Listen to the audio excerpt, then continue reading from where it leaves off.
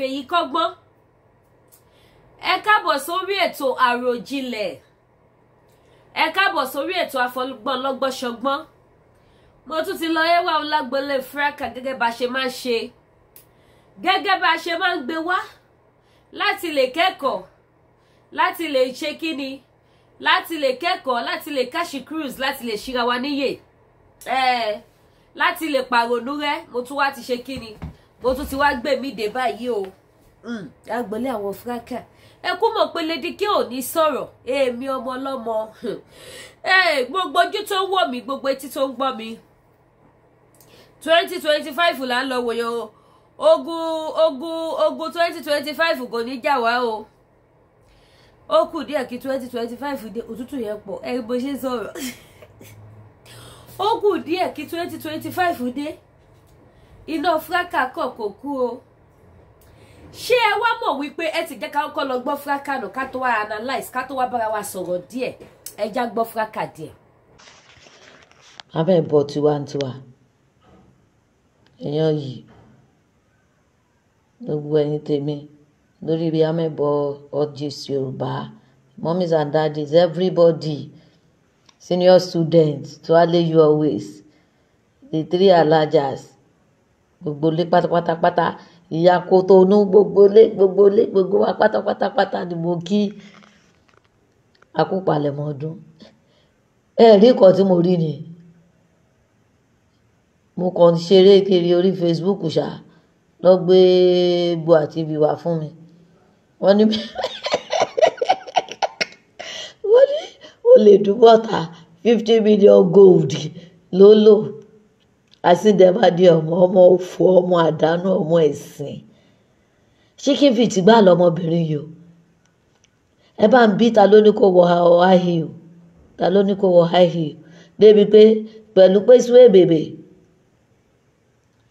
ìyẹn tí mo dání gbígbà tí afọ́dé tí mo mú ní irú àtàǹbàlì bá ń lọ pẹ̀lú ẹ̀ náà kò tún lè rìn dáadáa, ó kàn ṣe ẹmọ bí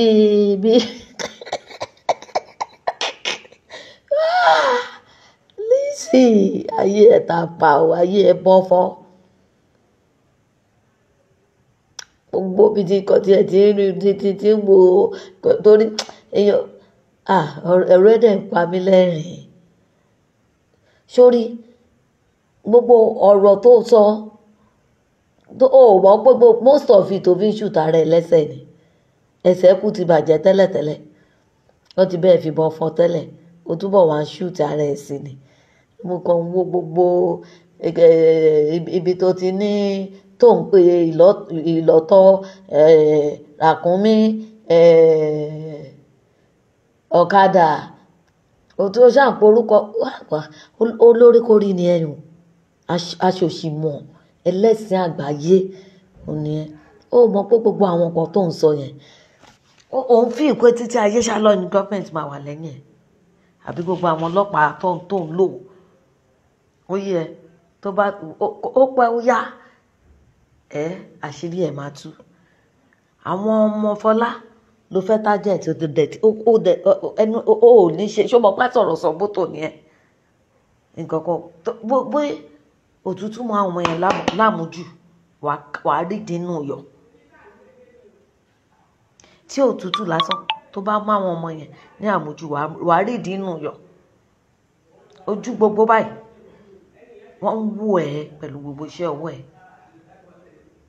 torí ò lè escape ọkàn gbọ́dọ̀ látòrí Fọlá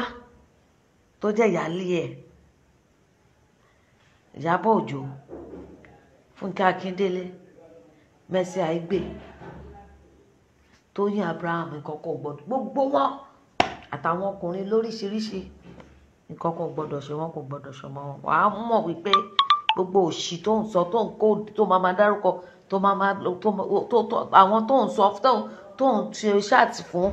tó ń lò láti jẹ́ kó ọmọ tájẹ̀tì yín tẹ̀tẹ̀jọ́ ń kò dẹ́n díkòdì wọ fún rẹ̀ ló máa kà wọ́n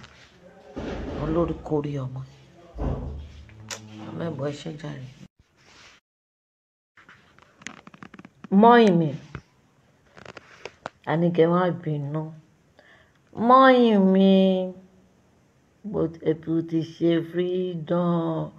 mọ́yìn mi ẹ bá mi kìlọ̀ fáwọn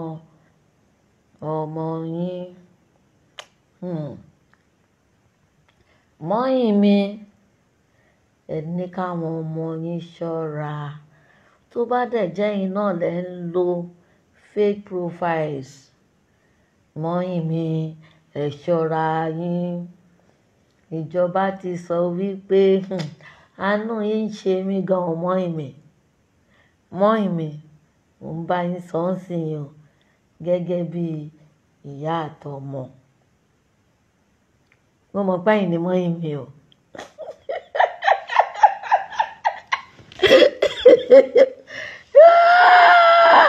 àbẹ̀bọ̀ gàtà o gbogbo lé.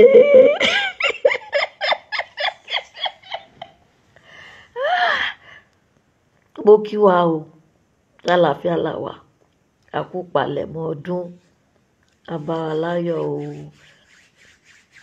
lágbára ọlọ́run kó tó mú wá fọ́dún ọlọ́run á pèsè ẹ̀ fún wa o àníká gógó ṣọdún ànírí dààmú ànírí wàhálà o gbogbo àwọn tó máa lọ sílé ọdún ọlọ́run aṣọ wọn lọ́ṣọ́ wọn padà àwọn tó dẹ̀ jẹ́ ibùgbé wọn náà lọ́ máa ti ṣe ibi tó lúkálukú bá wà fọdún ọ̀bọ ọlọ́run á dájú lórí wa àárín nǹkan tó wù wá jẹ o àárín nǹkan tó bá wù wá láti mú àárín mú o aráṣọ tó wù wá wọ̀ sọ́rùn tọmọtọmọ o òun á gbàdúrà wa o 2025 táwọn ọdún ìdùnnú ọdún ìṣelógo ló máa jẹ́ fún wa o àní rí dààmú àdẹni tẹ́ àní tí o àní ṣẹ̀sìn àgbáyé àní ṣẹ̀sìn àwọ̀rò àmì Jésù o dáríjì mí o ó lè dùn mọ́ta ṣé o rí i pé o ò ga kankan o ò ga o ò ní stamina kankan nínú ayé wo bí tílé ọ̀gẹ́rẹ́ bẹ́ẹ̀ dé ilé ọ̀gẹ́rẹ́ àfokóyẹrí àfokóyẹdì sórí ibi tó bẹ́ẹ̀ dé bàbá lábúlé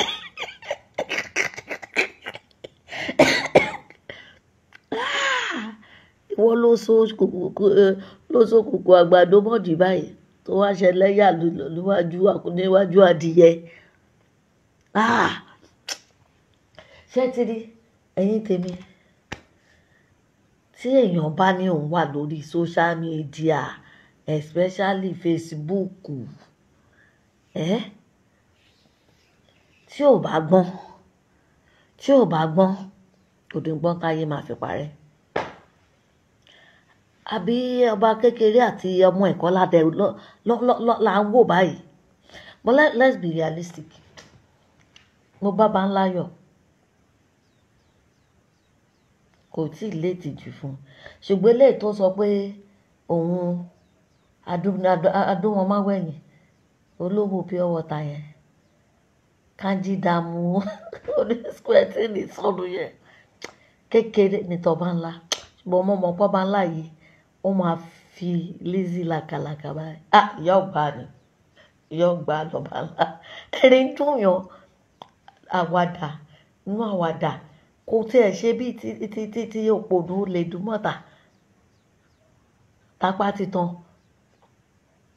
alọ́kó lòun kígbe kò serious pa ẹ̀rín ẹ̀ lásán ẹ̀ rí i pé ẹ̀rín yẹn gan kò ń ṣẹ̀rín yan gíbì ti aráabí kò ń ṣẹ̀rín ẹ̀rín àgbẹ̀ agbára rẹ̀ ó ń rin láti inú ọkàn ẹ̀ wá ni ló ti ń ṣe yẹ̀yẹ́ yẹn àgbàyà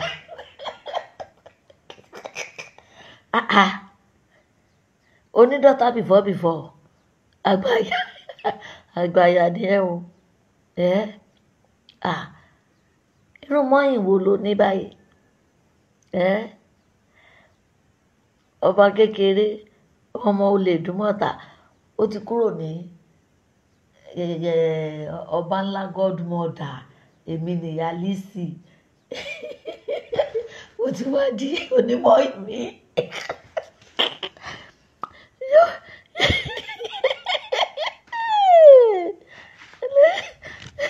Lizozo ìyá ẹ̀ lọ́lọ́pàá máa kọ́ everybody ni. Okay.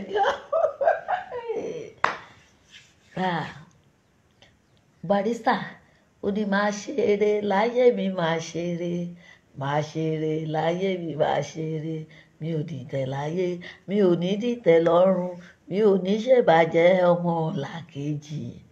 máa ṣeré láyé mi máa ṣeré báyé ń bú ẹ ṣá máa hùwà rẹ o báyé ń dìtẹ̀ ṣá máa hùwà rẹ. Ó lè dùn mọ́ta ẹ̀sìn awọ́rò lélẹ́yìí bó tún wá rí tí amẹ̀bọ̀ tún pòsì Dàrókùs tí ẹ náà bó ṣe ó ti ṣẹ̀sìn ó lè dùn mọ́ta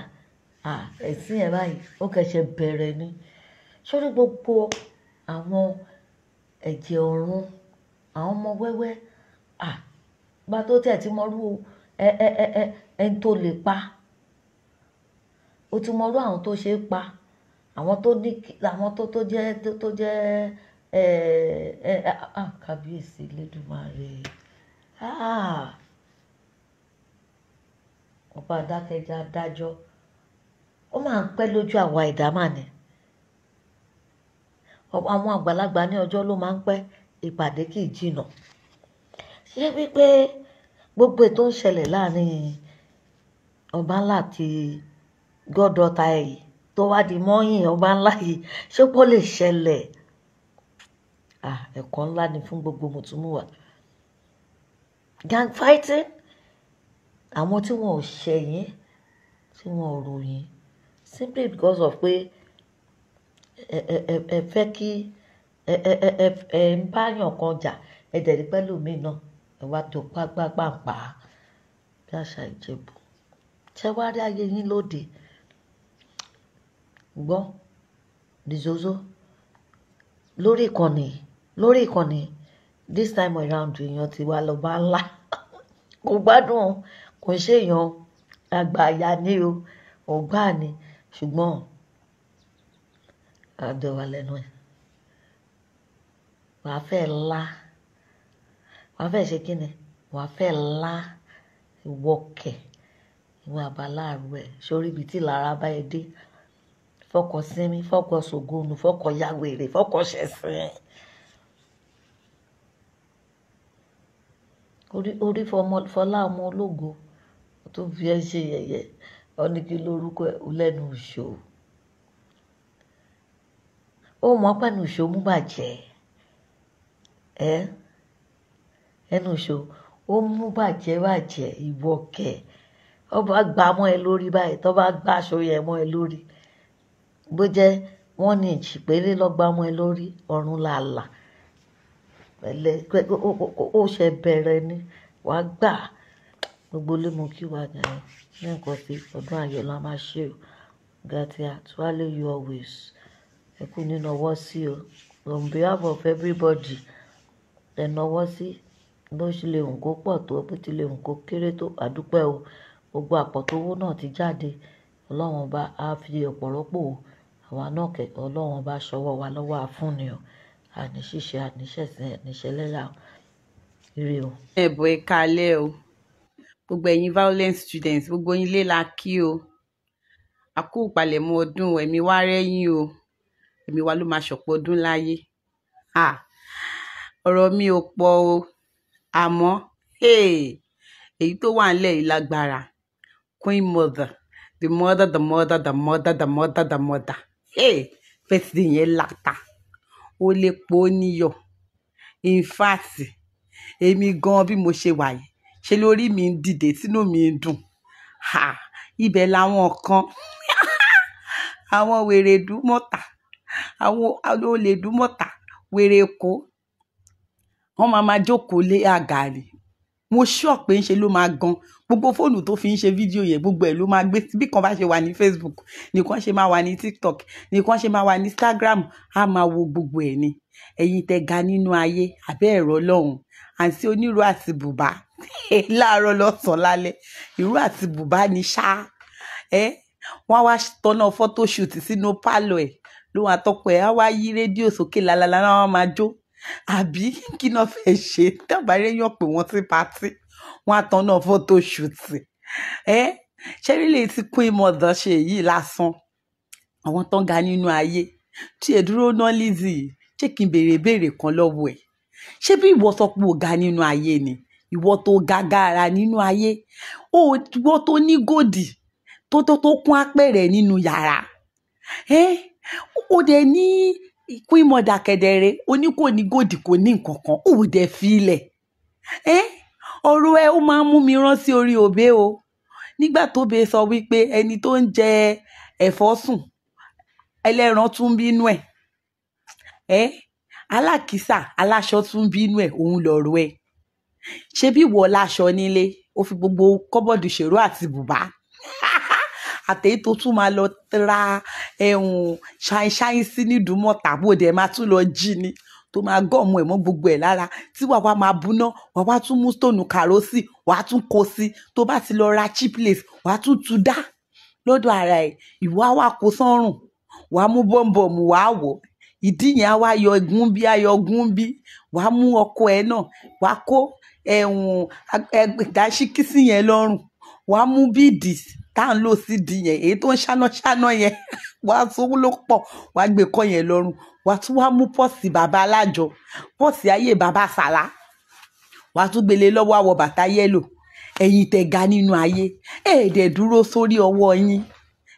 Mrs. Dobodele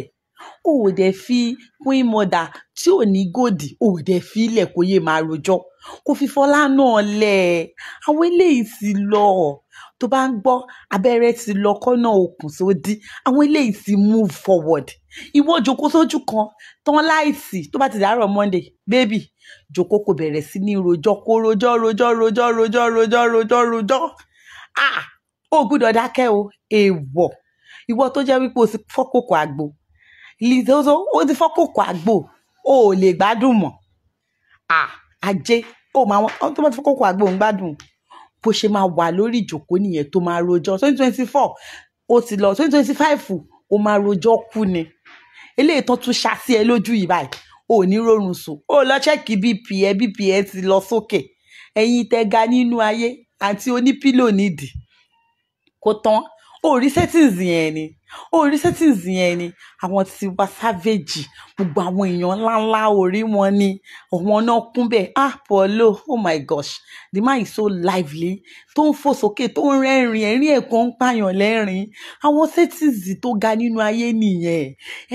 nǹkan tó ń lò tó yẹ kẹ́lòmíì máa lò ìwọ tó kúrú nínú ayé ìwọ tó rí bí ṣákáworo torí bí ilé ọmọlé ìṣáná ìwọ ló ń lò fún rẹ gbogbo sọrí o mo tẹ̀ sí gbàgbé ṣé bó sọ wípé nígbà tó ṣe báyìí dé ó ní ọba bíntín ó ní òòrùn pa òjò pa kó tètè ṣílẹ̀kùn fún sórí ti nẹ́ẹ̀sì ẹ̀ ọlọ́run kò ṣe gbogbo àwọn tó wà ìpò ẹ̀ náà ló ti bá já tán wàá tún lọ áyà àwọn ìyá elépo àti ìyá aláta lọ́jà wàá ṣe kéèkì fún wọn wàá wá ní kó máa gbé bọ̀ ní 3 acres tó fi kọ́ private shopping mall ẹ̀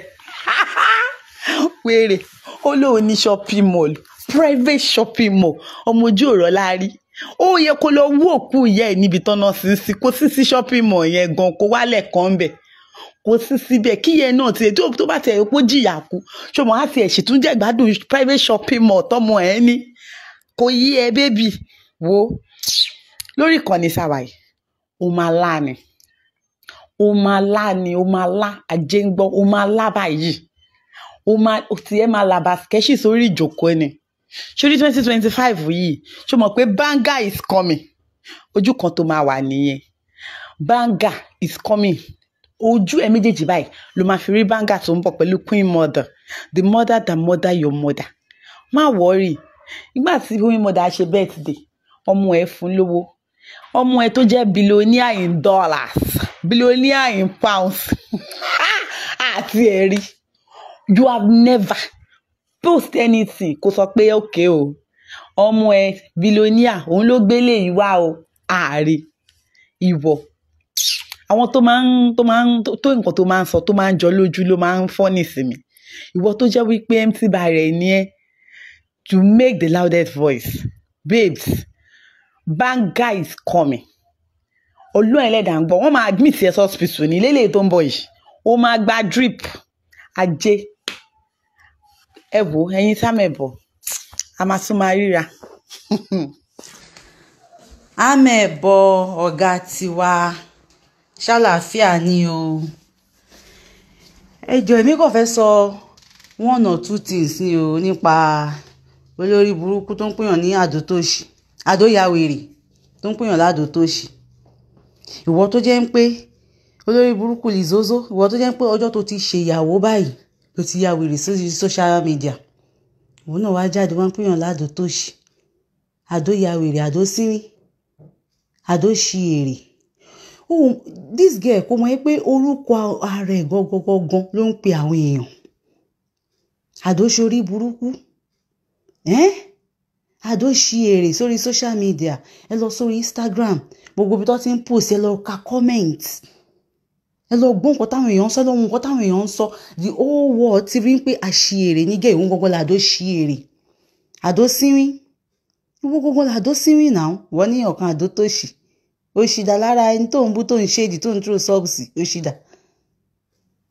And again, fídíò ti Mercy, ti Ìyábọ̀ àti ti Fọlá níjọ́ premiere Mercy. Tẹ́ bá wo fídíò yẹn dáadáa, Mercy was not even happy. Ẹ lọ wo fídíò yẹn dáadáa. The smile, the dance, everything. Ó kọ̀ ṣáà ń ṣe pé just let me do it because it's my day. She was not happy. Kò tiẹ̀ rí ti Fọlá rò gan. Mo tẹ́ bá wo dáadáa ní pé Ìyábọ̀ ló ṣàkàn ń jó lórí ijó lòun gan ló tún trigger ijó Mercy pé okay o kó gbé gbogbo nǹkan previous thing tó ṣẹlẹ̀ ilé tó jó kó gbé kúrò lára. Kó gbé kúrò lára. And Fọlá was even happy pé okay òun ò wà depressed òun rí party lọ, which is good for the young girl. Ó gbọ́ pẹ̀ o tún fẹ́ kó ráyé mi ibo ló ti ń ṣe bẹ́ẹ̀. So o expect kí Mercy lè kúrò ní premiere or o expect kí Fúnkẹ́ Akíndélé kó ní get out and mind you àdóṣìèrè Fúnkẹ́ ò invite Mercy o Ìyábọ̀ ló mú dání and there is nothing wrong in that. Yes, there is nothing wrong in that. So kí ni problem ẹ àdóṣorí burúkú àdóyàwèrè kí ni problem ẹ goddaughter òfò. Ó ti ẹ̀dá tó ti ń tẹ̀ sí godmother ẹ lójú onífo lójú. Àwọn ẹlẹ́sìn méjì àdóṣìèrè ìwà wáwí tán ní ọ̀kan yadé ẹ̀pọ̀n sí òdòdó ẹ̀pọ̀n tí wọ́n yà sápá ńkọ́ ṣí apá ẹ̀ méjèèjì ó lò sí òdòdó ẹ̀pọ̀n tó yà sápá ńkọ́ àdóṣìèrè àdóṣorí burúkú òdòdó ẹ̀pọ̀n tó yà sápá ńkọ́ òpònà ayírádà ìwọ náà ń ṣe èdò ń túrò sọ́ọ̀bù onílara ara yẹn ló máa ta ẹ pa ṣáà máa ṣorí burúkú ẹ lọ because òun entertain àwa ni ó tiẹ̀ mọ̀ èmi ò tiẹ̀ kí ń wo iṣu ẹ̀ tọ́gà tiwa mẹ́bọ́ bá ti gé báyìí ni má kàn wo díẹ̀ ń bẹ̀ ni máa rẹ́rìn pé àbámi ọdẹ fi ń ṣe nìyẹn even lórí Facebook gan gbogbo alámẹ́gbọ́ àwọn tó ń lo picture ẹ̀ gbogbo òun sanwó òun bẹ̀ wọ́n náà ni kò síyàn gidi torí ẹ pé tó wà reasonable tó ń tẹ̀lé ẹ àdóṣìèrè kò sí rárá kò sí òpònú òun náà ń pè owó níyàn kọ́ yadé ẹkùn òpònú ayírádà. The pain is written all over you àdóṣìèrè Lizzy. The pain is written all over you just because nípa orí pé Fọlá ń flourish. The pain ṣé olùgbà àwọn tí ẹ̀ táwọn ìrìn fake tó máa ń rìn yẹn tó bá ti sọ àwọn rubbish tó máa sọ everybody mọ̀ pé ẹ̀rín depression nítorí ẹ̀ pé òun rẹ́rìn bẹ́ẹ̀ ẹ̀rín depression ẹ̀rín pé ó wà depressed ẹ̀rín depression òun ló ń rí pẹ̀lẹ́ o àdóṣìèrè ṣáà máa ṣe lọ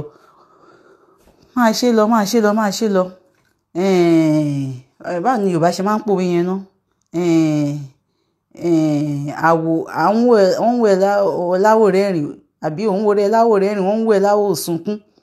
wọ́n ti ń pàwọ̀ sunkún ní gbogbo yọ̀ ń wẹ̀ má ṣe eré lọ ìyàwó láti orí ẹja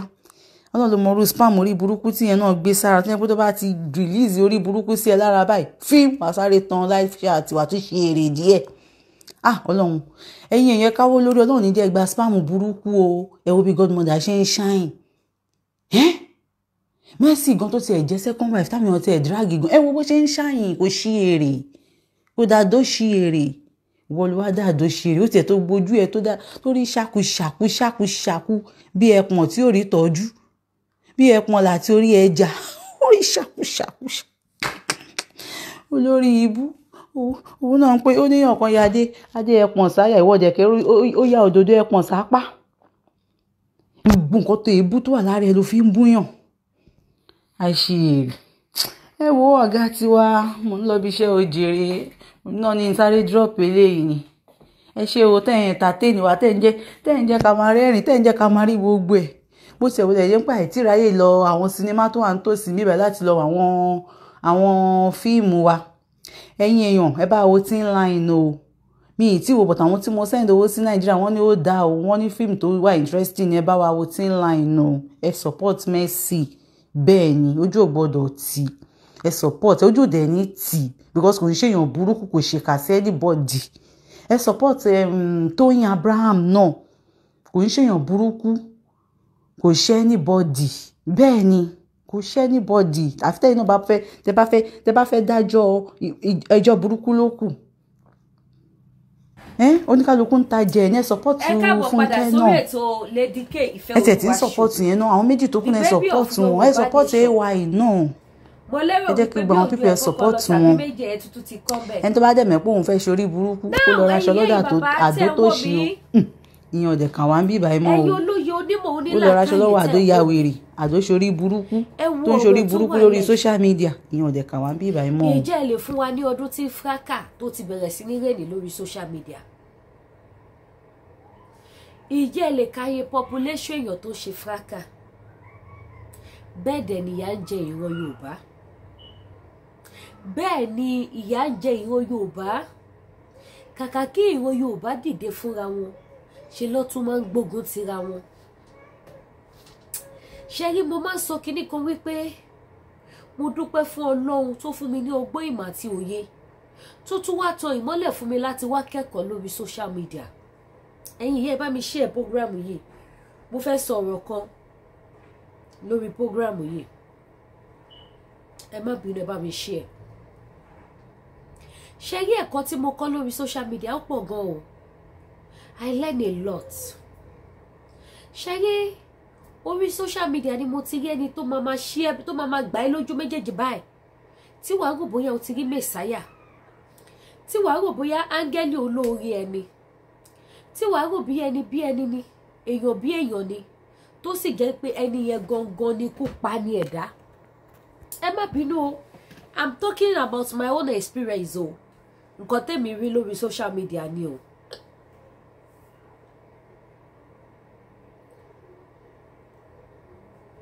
Social media mi ò mọ ibi tí mo ti fẹ́ mu because mi ò ní fẹ́ sọ ní ìsọtẹ́yàn kan wá sọ wípé bóyá Lady K support èèyàn kan àbí kò support èèyàn kan no I just want all my lovely fans to learn gẹ́gẹ́ bẹ́ẹ̀ mi ṣe kẹ́kọ̀ọ́ mo fẹ́ kí ẹ̀yin fans mi náà kẹ́kọ̀ọ́ pàápàá ẹ̀yin ìyá mi lórí social media mo fẹ́ kẹ́ tún learn ẹ tún wá lè máa fi ṣe kásán fún àwa ọ̀dọ́ ta tún bọ̀ lẹ́yìn mi ní sọ pé fáwọn ọ̀dọ́ tó ń bọ̀ lẹ́yìn ṣẹ́rí social media anybody tó bá ti wà nílẹ̀ social media you need to be very very careful gan ẹ jẹ́ sáré fún yín ní example ara mi kan ó ṣẹlẹ̀ wípé yọ̀kan wà lórí social media nígbà tó bẹ̀rẹ̀ page ẹ̀ mo máa bá share ṣẹ́rí látìgbà tí mo ti join iṣẹ́ sọ̀rọ̀sọ̀rọ̀ lórí social media ni mo ti ní spirit yẹn mo kàn lè dédé máa nájà kiri lórí social media kí n máa wò kan tó ṣẹlẹ̀ Facebook kí kọ̀ọ̀kan máa kúrò sí page èèyàn kan mi ò mọ́tò rí o tí bá wá rí pé ẹni ṣe program kò sérò ń bẹ̀ máa kọ́ share máa bẹ̀rẹ̀ sí ní bá share mi ò mọ̀ rí o mi ò mọ̀ rí o àjọ sọ̀rọ̀ rí o mi ò tiẹ̀ mọ̀ rí mo kọ̀ọ̀kan máa cross ẹ̀ ni irú èèyàn tó ló ń dá mi nìyẹn ó wá ní lára àwọn tí mo ti ṣe bẹ́ẹ̀ fún mo fẹ́ kẹ́ tún fi kẹ́kọ̀ọ́ ni o pé má ṣe gbára léyìn èèyàn burú mo ti ṣe bẹ́ẹ̀ fẹ́ nìyẹn dáadáa mi ò mọ̀ rí àjọ sí ní the same line mo kàn máa ń share program ẹ̀ tí bá ti come across ẹ̀ nígbà tó wá di wípé àwọn èèyàn wá ń bú mi tó ń pè mí ládòkù DSS mo rò bẹ́ẹ̀ nìyẹn máa rí wípé mo máa ń share program òun mo lè má share program ẹ̀ sórí page mi but máa share dànù máa share bàjẹ́ mo lè má gbé sí page mi mo dẹ̀ lè gbé sí page mi mo lè gbé sí àwọn other page mi Facebook mẹ́ta ni mo ní gbogbo ẹ̀dẹ̀ ló carry Lady K kì í ṣọ̀rọ̀ fake account bóyá ni ẹ ti wáyé pé mo máa ń share program mo máa ń share gan àjọṣọ lọ́rọ̀ o nígbà táwọn èèyàn wá ń bú mi tó wá ń pè mí ní àdókù DSS tó ń bú mi ẹni wá bọ́ta ó wá jà fún mi èmi náà bá rò bí mo rí mẹ́sàáyà mo rólùgbèjà ẹ̀yin yẹn jẹ́ ká kẹ́kọ̀ọ́ ogun social media ò dá o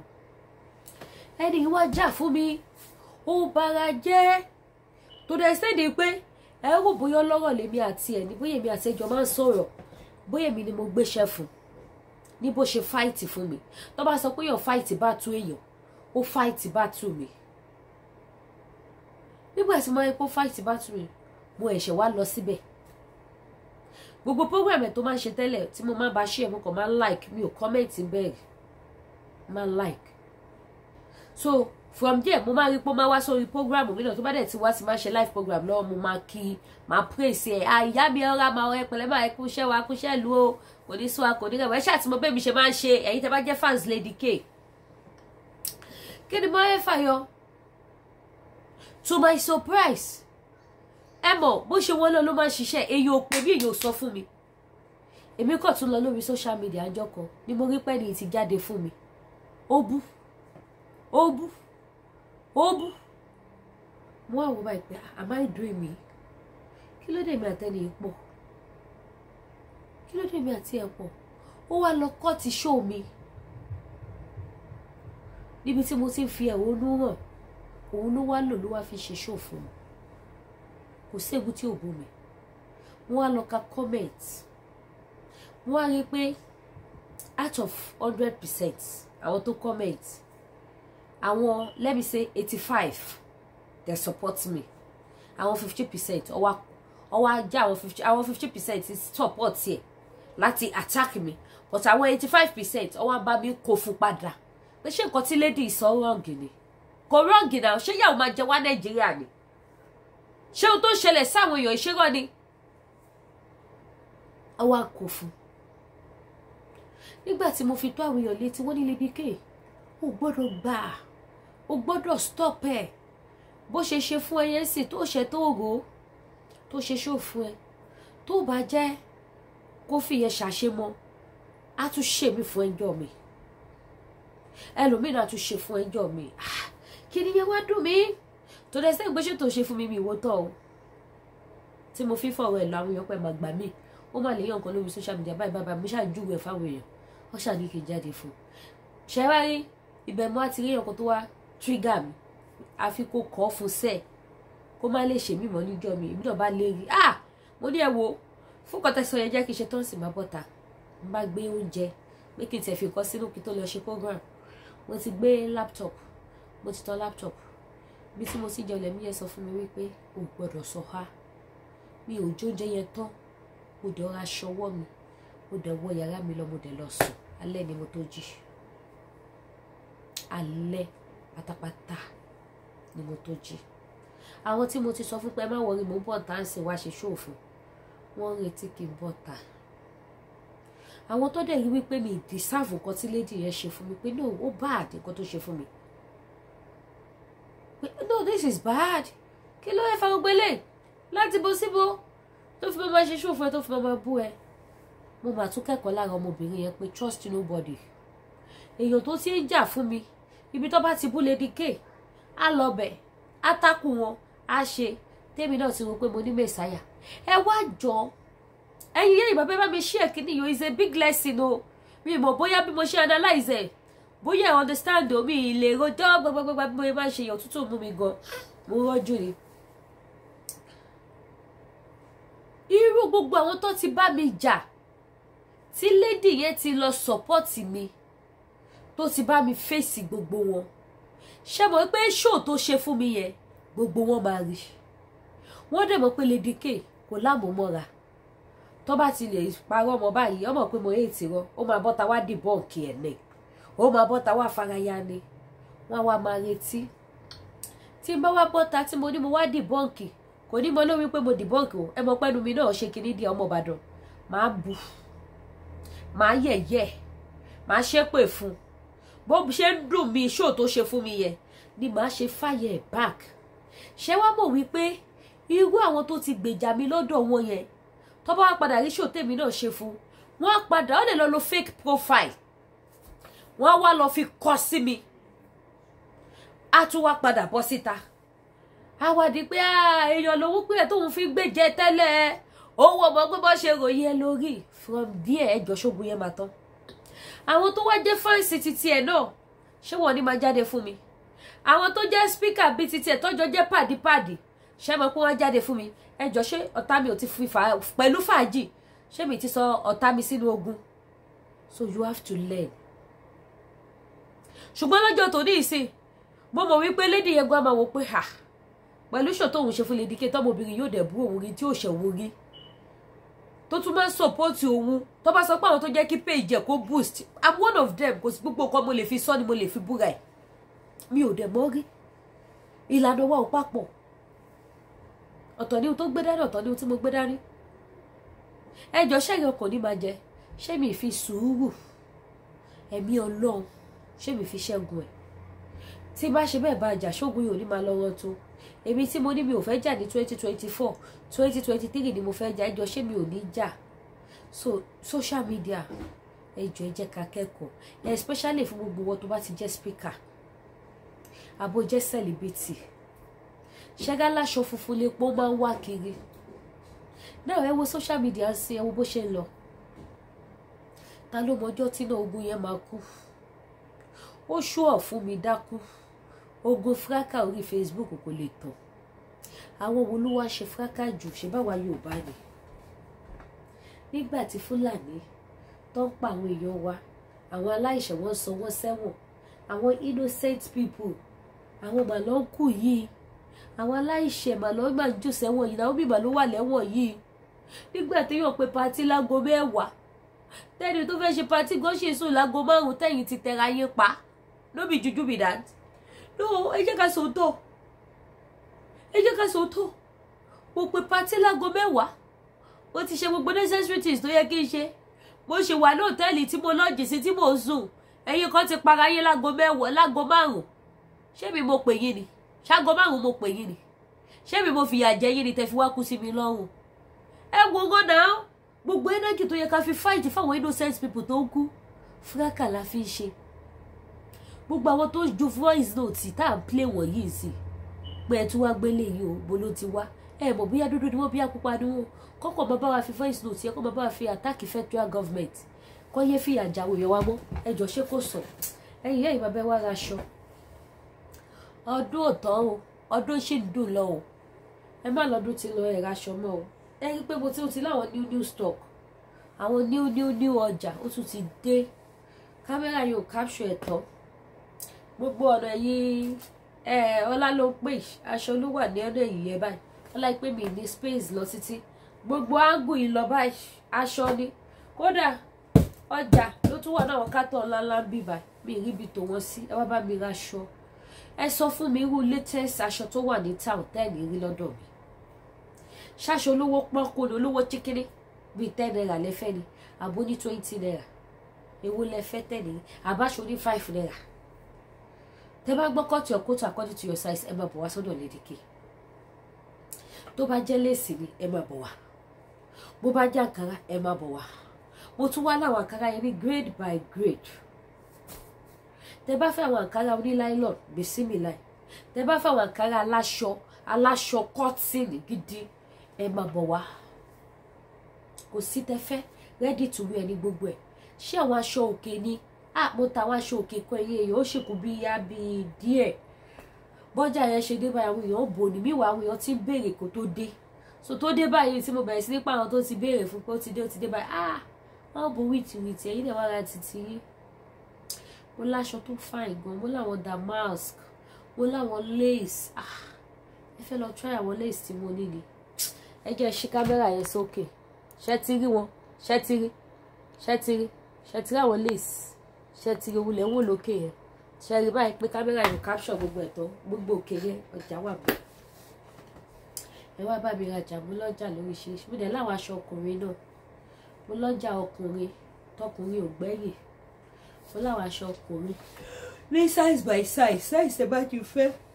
mo ní ẹpẹlẹ díkẹ́ ìfẹ́ olúwaṣọ gbogbo ẹni tẹ bá dẹ̀ fẹ́ ra body cream ẹ fẹ́ ra spiritual items African food ẹni tẹ bá wá ráìsì ọ̀fadà ẹ wá irú ẹ̀gúsí sẹ̀mó èlùbọ́ gidi ẹ pè mí mo ní Hamilton ní Canada